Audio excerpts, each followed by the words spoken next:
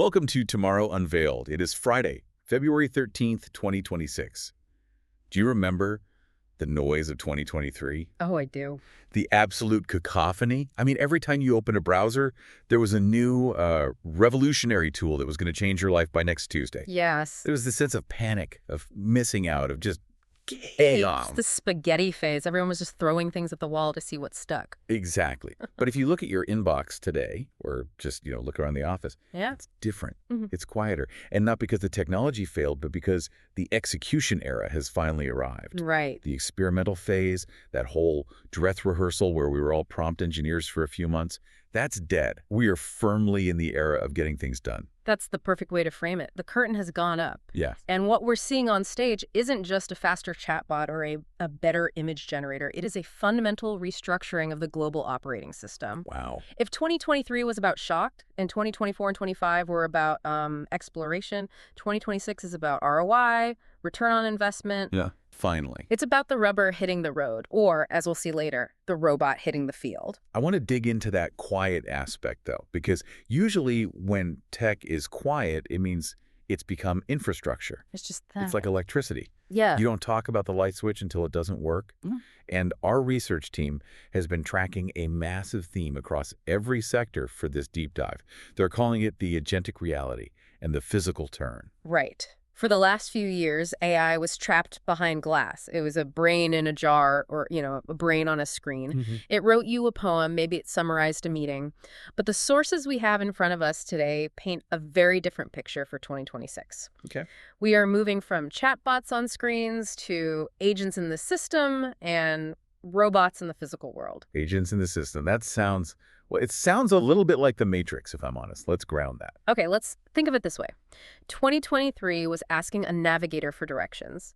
You ask, it tells you, you drive. 2026 is getting into the backseat of a car where the chauffeur already knows where you need to go, has checked the traffic, and is already driving. Yeah. You're not steering anymore. That's the agentic shift. So less chatting, more doing. Precisely. And this isn't driven by coolness. It's driven by a new ruthlessness in the market. Right. The hype cycle is dead. Thank goodness. Companies are no longer asking, what can this technology do? They are asking, how does this pay off today? Right now. The sources are incredibly clear on this. It's about resilience, survival, and the bottom line. And we're seeing the rise of what our team calls the silicon workforce. Okay. Digital agents and physical robots becoming a tangible, counted part of the labor force. Which sounds sci-fi, but as we're about to see, the reality is actually incredibly mundane, practical, and sometimes a little messy. Very messy. So here is our roadmap for this episode of Tomorrow Unveiled. We're going to hit 4 sectors where this is playing out. First, the workplace. And I have to warn you, the data there shows a massive widening gap between winners and losers that we really need to understand. It's a critical one. Then we're stepping outside. We're going to the physical world, agriculture and energy. Right. This is where tech meets dirt and electricity. Then healthcare, which is shifting from digitization to autonomy, which basically means saving doctors from drowning in paperwork so they can actually look at you. A huge quality of life improvement for everyone. And finally, society. We have to talk about the digital disability divide. As the world accelerates into this agentic reality, who is being locked out? It's the most important question, really. It's a packed agenda. Let's dive into part 1, the workplace of 2026. Let's do it. Okay, let's unpack this concept of AI as a force multiplier, because I think for a long time, the sales pitch was that AI is a magic wand. The silver bullet. You have a messy, disorganized company, wave the AI wand, and poof, efficiency.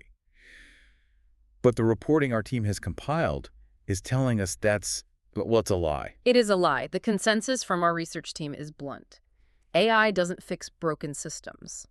It amplifies them. Amplifies them. How so? If your company is disorganized, chaotic, and biased, and you add high-speed AI to that mix, you don't get efficiency. You get High-speed chaos. You get automated confusion at scale. And we have hard numbers on this now. This was the stat that made me stop and reread the page. I know the one you mean.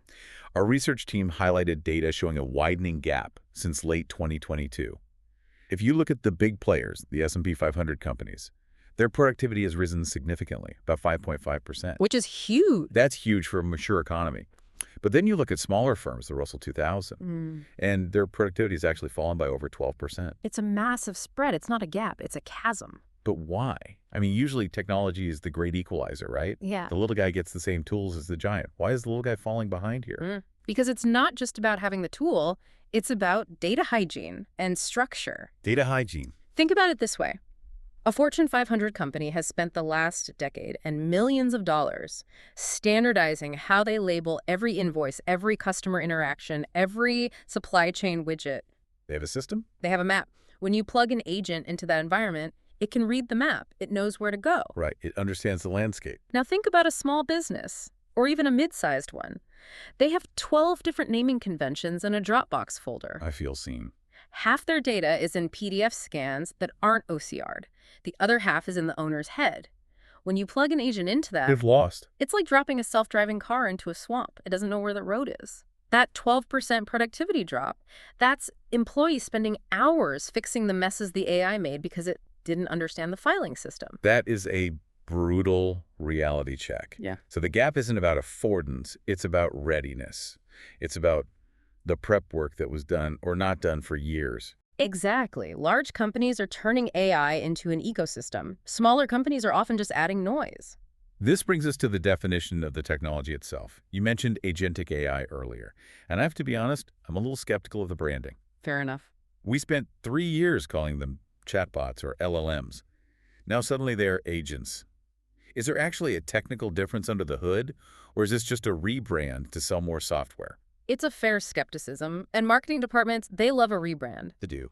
But the difference here isn't necessarily the code, it's the permission architecture. Permission architecture. Break that down for me. Okay. A chatbot, the 2023 model, waits for a prompt. You talk to it, it talks back, it produces text. A passive tool. An agent, the 2026 model, has tools and goals. You don't say write an email, you say manage this marketing campaign. That's a huge difference in scope. A huge difference. The system then breaks that down. It deploys a sub-agent to analyze data, another to draft copy, another to generate images. And this is the key. They talk to each other. So they are collaborating without me intervening on every single step. Correct. And they have the permission to execute. They can post the tweet. They can send the email. They can update the database. They can do things. It's not just generating the idea, it's doing the work. That's why we call it multi-agent orchestration. So it's the difference between a tool you hold in your hand, like a hammer, and a team you manage. That's the perfect analogy. And that changes how companies operate. We're seeing a shift from pilots to missions. Explain that. A pilot is, let's see if this chatbot is fun. It's an experiment with no real A stakes. science fair project. Right. A mission is, we need to cut invoice processing time by 50% using autonomous agents. It's tied to a business outcome, and it's owned jointly by tech leaders and people leaders. But, and there's always a but, if the tech is this good, why isn't everyone seeing that 5.5% productivity jump? We talk about data hygiene, but the sources point to something much softer, something surprisingly human. And this is the fascinating paradox of 2026. The research team found that 90% of organizations cite culture, not technology, as the primary barrier to adoption. I have to push back on that a little bit. Culture feels like a cop-out. How so? Isn't it possible that tech just isn't user-friendly yet? Blaming the users is a classic IT move. Oh, the system works fine, you just have the wrong culture. You'd think so, and user experience is definitely still evolving, that's true. But look at the breakdown of why culture is the barrier. It's about trust and identity. Okay. If you have a team of agents doing the grunt work, the fundamental definition of a junior employee changes. Right. I saw the note about starter tasks. In the old days, like, 3 years ago, you hired a grad, you made them do the boring stuff. Some drudgery. Data entry, basic research, summarizing minutes. That's how they paid their dues. And more importantly, that's how they learned the context of the business. Ah, yes. By summarizing the minutes, they learned what the company actually does, who the players are, what the priorities are. Now, the AI does that instantly and perfectly. So junior employees are skipping straight to, What? To problem solving and judgment. which sounds great on paper. Everyone wants to be a strategist on day one. It sounds great until you realize that you can't have judgment if you've never done the groundwork. You can't connect the dots if you've never seen the dots. We are facing a crisis of mentorship. How do you train someone to have senior level intuition if they've never been in the weeds? So what's the solution? This is forcing a massive rethink of corporate learning. Companies are having to create artificial simulators. Simulator. Yes, just to give junior staff the experience the AI stole from them. It's like a flight simulator for business context. That is wild. We're simulating drudgery because it was actually valuable for learning. Exactly. And overseeing all of this chaos is a new member of the C-suite, the CAIO. The Chief Artificial Intelligence Officer. Hiring for this role has spiked nearly 40% year over year. That's a huge jump. And it's not just a technical role anymore. It's not the head of IT with a new title. Right. The CAIO is essentially the architect of this new silicon workforce. They're the ones deciding which tasks go to the agents and which tasks stay with the humans. They are managing the ethics, the strategy, and yes, the culture shock. It really feels like the workplace is becoming a hybrid organism, part biological, part silicon. And the managers of the future are the ones who can conduct that orchestra without the human section quitting in frustration. Or the silicon section hallucinating and sending the wrong invoice to your biggest client. Right.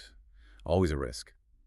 Before we step out into the physical world to see how this is affecting our food and power, I want to take a quick moment for our listeners tuning in via audio. If you're listening on a podcast service like Apple Podcasts or Spotify, we'd be incredibly grateful if you could leave us a rating and review for Tomorrow Unveiled. It truly helps us reach new listeners and keeps these deep dives coming. We read every single one, and it really does make a difference. It does. Now, let's get some fresh air. Let's talk about agriculture. Because when we talk about AI, we usually picture data centers or sleek offices. We don't picture a muddy field. But according to the research our team compiled, 2026 is a pivotal year for farming. It is, and the headline here is From Exploration to Execution. Similar to the corporate world, farmers are done with the hype. I can imagine. They don't want to see a cool prototype of a robot at a trade show that costs $500,000 and breaks if it rains. They want to know, will this keep my farm solvent? It comes back to ROI again. Always. The shift described here is from big data to decision support. I feel like for the last 10 years, farmers have been drowning in data. Oh, absolutely. Sensors everywhere, drones flying overhead, satellites pinging them. But it was just noise, right? It was data silos. The tractor had its data, the weather station had its data, the soil sensor had its data, but none of them spoke to each other. So you had a farmer. You had a farmer sitting in the cab with 3 different iPads, trying to do the mental math, trying to be a data scientist when they should be farming. So what's different in 2026? What's the change? Standardization, for one. The systems can finally speak the same language. But the real shift is that the AI is now offering decision support that respects the physics of the farm. What do you mean by respects the physics? It's the end of gut feel farming. Previously, a farmer might look at the sky, kick the dirt, and decide to spray a fungicide. The old way? Now the agent on their dashboard says, do not spray. The wind shear at 50 feet is too high, and based on the humidity, you will lose 40% of the product to drift. Wow. And you might hit the neighbor's organic plot. It's not just suggesting what to do, it's enforcing the constraints of physics and regulation in real time. So it's an automated compliance officer and a meteorologist in your pocket. And an agronomist. And this leads to the second big trend our team flagged, automation driven by ROI. Okay. The labor shortage in agriculture is global, and it is severe. It's not just about convenience, it's about survival for many of these farms. We're seeing autonomous fleets, tractors, and sprayers operating 24/7. I love the image of the silent farm. It's eerie, isn't it? You go out at 2 a.m. and the tractors are running, lights off, just getting the job done. It's happening. And we're seeing robotic arms for delicate fruit picking. That's always been the holy grail, right? The strawberry test. The strawberry test. A robot that can pick a strawberry without crushing it. We're finally seeing those deployed at scale. But how are they paying for this? I mean, farming is a notoriously low-margin business. Yeah. You can't just go out and buy a fleet of a dozen robots. You can't. And that's the economic unlock of 2026. The leasing model. Okay, so it's a service. Mid-sized growers can't afford the CapEx, the capital expenditure of buying these machines. So manufacturers have pivoted to leasing. So you don't buy the robot. You essentially hire the silicon workforce for the harvest season. You pay per acre or per pound of fruit picked. This lowers the barrier to entry significantly. It's the Uberification of farm equipment. In a way, yes. But there's a darker driver behind all this innovation, and that's the climate. Right. The buzzword in the industry isn't sustainability anymore. It's resilience. It's climate defense. Farmers are playing defense against the weather every single day. The report mentions physiological hardening, which sounds intense, like boot camp for plants. It sort of is. We're seeing an acceleration of biotech, specifically CRISPR and non-GMO gene editing. Okay, so this isn't the old school GMO debate. It's different. They are editing the genome of crops like wheat to be drought resistant. It's not about adding foreign DNA. It's not frankenfood. It's about looking at the plant's own internal code and toggling the switch that says conserve water or thicken cell walls. So we are editing the code of the biology to match the code of the robots. It's all becoming software. We have to. But here's the catch. All of this, the autonomous tractors, the data processing, the AI agents designing new genomes, it all requires energy. A lot of energy. A staggering amount. And that brings us to the second half of our physical world tour. The energy grid. The sources describe 2026 as the year of energy abundance, or at least the year we try for it. But there's a massive tension here, isn't there? It's the tension between the agentic reality and the physical grid. All those AI agents we talked about in part one, they live in data centers. And data centers are hungry. They are ravenous. Electricity demand is skyrocketing. The research notes that home electricity costs are up 13% since early 2025. That hits the wallet. You feel that. And the report our team pulled from the Business Council for Sustainable Energy mentions that we are facing a grid bottleneck. That is the defining constraint of the AI era. It's the new choke point. How so? You can write the code in a day, you can spin up an agent in a second, but it takes years to build a high-voltage transmission line. Right. We're seeing interconnection delays projects waiting 4, 5, sometimes 6 years just to get permission to plug a new solar farm or a new data center into the grid. Because the physical infrastructure just can't move as fast as the software. Exactly. There is a mismatch in velocity. The digital world is moving at the speed of light, and the physical world moves at the speed of concrete and steel. So what's the solution? The research points to this American energy abundance vision. What does that actually mean? It's an all-of-the-above strategy. Renewables, natural gas, next-gen nuclear storage. The goal is to unleash supply from every possible source to lower costs. But which of those is actually moving the needle today? The real star of 2026, the technology that is actually bridging that gap, is the battery. Batteries are having a huge moment. It feels like they're everywhere. A massive moment. Battery storage costs have dropped about 20% annually for the last few years. This is the game changer. But why? Did we discover some new element? Yeah. Why the sudden drop? It's chemistry and supply chain. We've moved away from the expensive, ethically messy, cobalt-heavy batteries of the past toward LFP, lithium iron phosphate. LFP. Yes. Now, LFP batteries are heavier. You wouldn't want one in your sports car. But for the grid, who cares if it's heavy? It sits on a concrete pad, it doesn't move, LFP is cheap, it's durable, and it's much safer from a fire risk perspective. So the economics just work now. That price drop means utility companies can now buy solar power at noon when it's cheap and plentiful, store it, and then sell it at 8 p.m. when everyone is watching TV and the robots are charging. It makes the math work. So the battery is the buffer.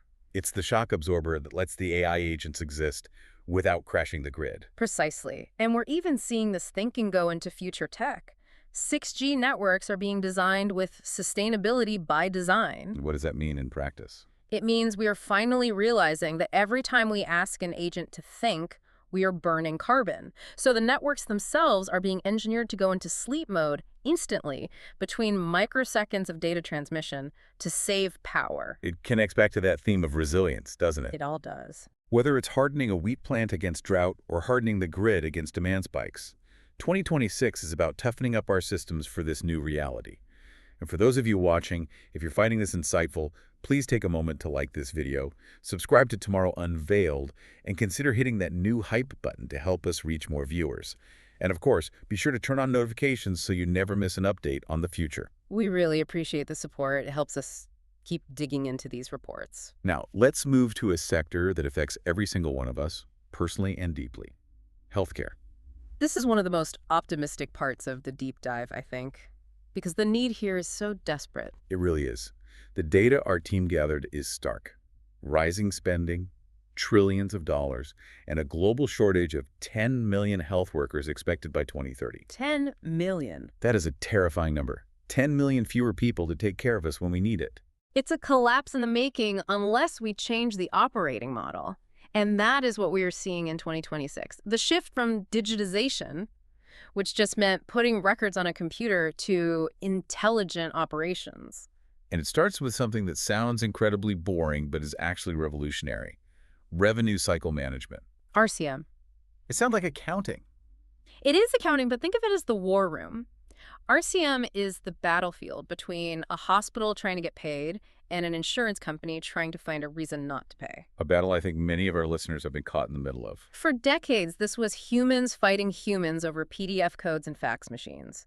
It was slow, it was error-prone, and it was soul-crushing for the people doing it. So what's happening now? It's becoming an arms race of AI versus AI. The agents are fighting it out. Hospitals are deploying agents that can interpret complex medical policies, cross-reference them with the patient's file, and autonomously submit claims that are perfectly coded. They don't get tired, they don't get frustrated, and they can spot a billing error from a mile away. And presumably, the insurance companies have their own agents looking for reasons to deny. They do. It's an adversarial system. But the efficiency gain comes from the fact that the rules are being adjudicated by software at machine speed. I see. It speeds up the cash flow for hospitals, it reduces the administrative waste, and critically, it frees up the human staff to stop fighting with insurance companies and start talking to patients. Which brings us to the ambient patient experience. Uh-huh. This is the part that feels like a return to old-school doctoring, ironically through high-tech means. Exactly. For the last 15 years, if you went to the doctor, what did you see? The top of their head. The top of their head. Yeah. They were hunched over a keyboard, typing furiously into the electronic health record.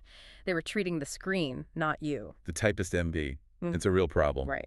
Now we have ambient listening. There is an AI in the room, secure, IPA compliant, that listens to the conversation. It's just like. It captures the symptoms, the diagnosis, the prescription plan. It separates the chit-chat about your vacation from the crucial medical data. And by the time you leave the room, the clinical note is written. So the doctor can actually make eye contact. They can be a human being again. Yes. The technology recedes into the background, allowing the human connection to come to the foreground. That is the promise of ambient computing. It's invisible support. And we're seeing more virtual care, too. The sources say 30% of appointments are now virtual. Which is a huge jump from pre-pandemic levels. And it's supported by the digital front door AI triage systems. So instead of playing phone tag with a receptionist, Instead of calling a receptionist and waiting on hold for 20 minutes just to ask if you need stitches, you talk to an intelligent triage agent that looks at your history, asks the right questions, and routes you instantly. Go to urgent care or book a video chat with Dr. Smith tomorrow. there's also a note here about real-time provider data networks, which again, sounds technical, but I know this is a huge pain point for people. It's the ghost network problem. Yes. You look up a doctor in your insurance directory, you call them, and they've moved. Or they aren't taking new patients, or I've seen this, they're deceased. It happens constantly. It's maddening. You think you have coverage, but you can't find a doctor. It is. Now, AI verification bots are constantly scrubbing these directories. They call the clinics, they check the databases, they ensure the map is accurate. It's all about trust. If you can't trust the directory, you can't access the care. Trust and efficiency.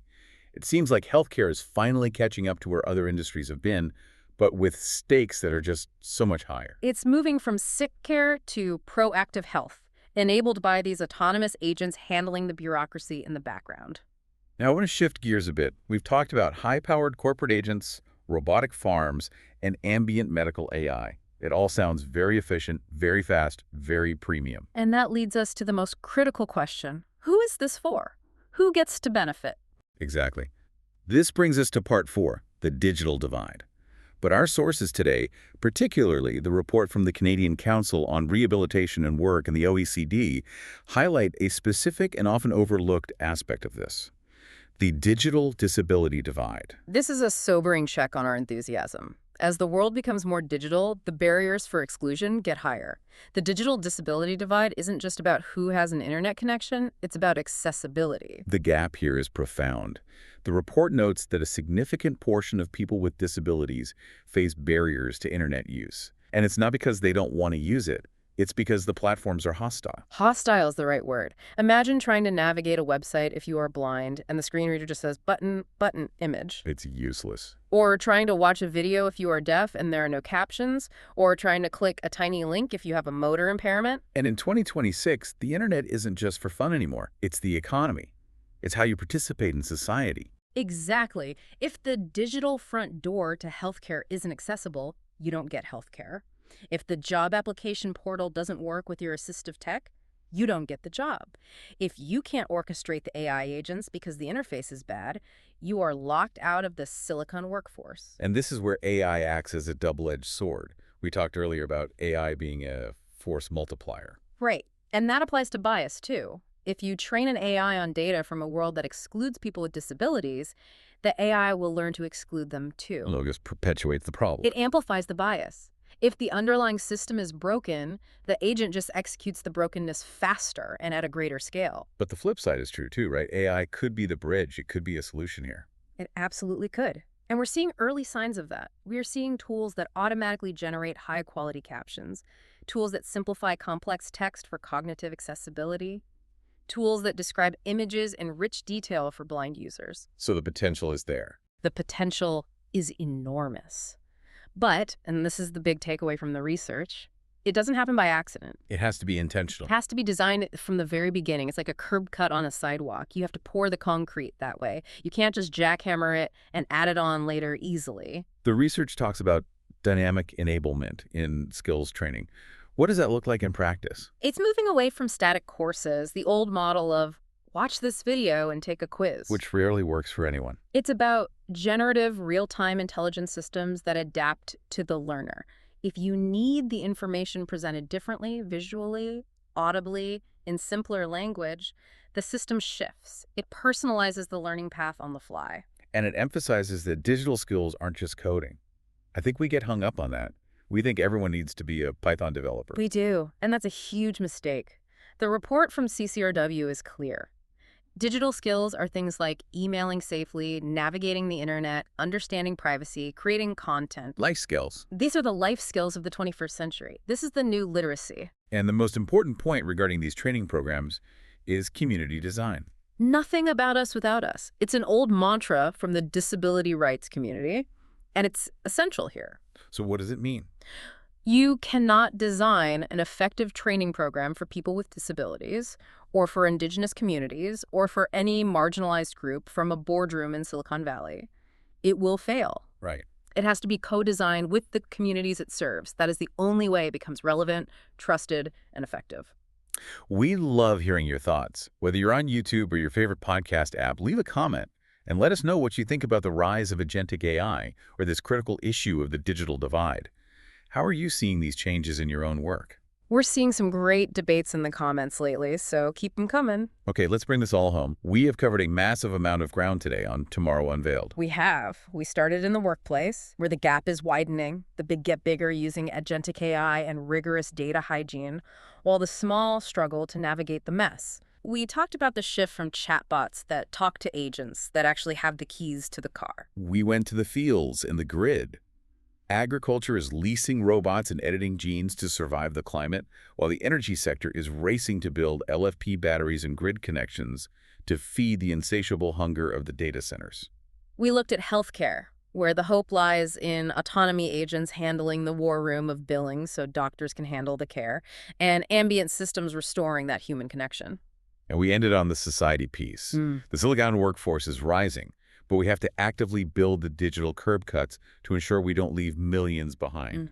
It's a year of execution, but it needs to be a year of inclusion too. And that leads me to my final thought for you to take away. 2026 is the dawn of this agentic reality. We have built the agents, we have the robots, the technology is ready. It's here. The question left for us is, in a world where agents can do the work and robots can work the fields, how do we redesign human roles to ensure value comes from judgment and connection, rather than just output? That is the question. We used to be valued for what we produced with our hands or our minds.